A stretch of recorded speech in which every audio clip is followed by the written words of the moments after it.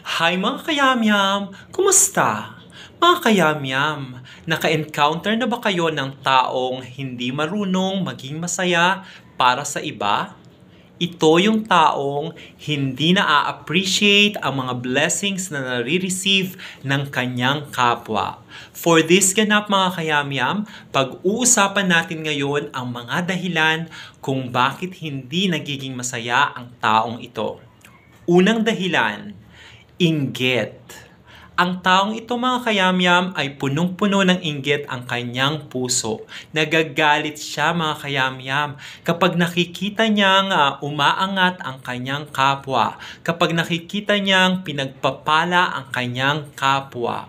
In short, nagiging source ito ng frustrations. Kaya ang taong inggitero ay hindi makakaranas ng totoong happiness.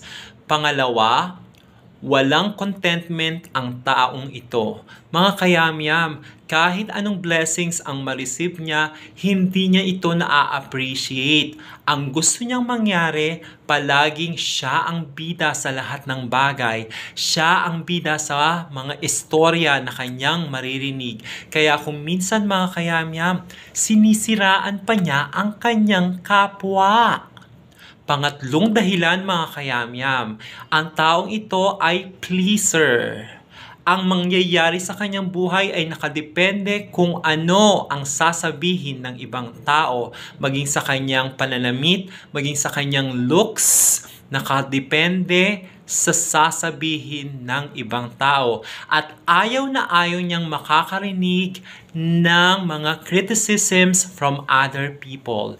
In short, ayaw niyang mag-improve mga kayamyam. Kaya talagang hindi siya makakaranas ng totoong happiness. Pang-apat mga kayamyam, ito yung mga taong napaka-negative mag-isip. Sila yung mga taong parang nagiging hobby na nila ang paninira ng tao. In short, kung minsan, nagiging marites na din sila mga kayamyam. Sisiraan nila ang ibang tao upang umangat sila sa kwento.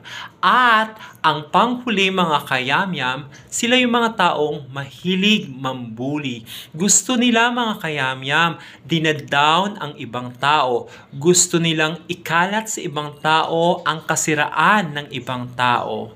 Kaya mga kayamyam, kailangan nating iwasan ang mga taong ito, okay? At lagi nating tatandaan mga kayamyam, kung ang taong ito ay hindi nagiging masaya para sa ibang tao, tiyak hindi siya magiging masaya sa sarili niyang buhay. Hanggang dito na lamang mga kayamyam, hanggang sa muli.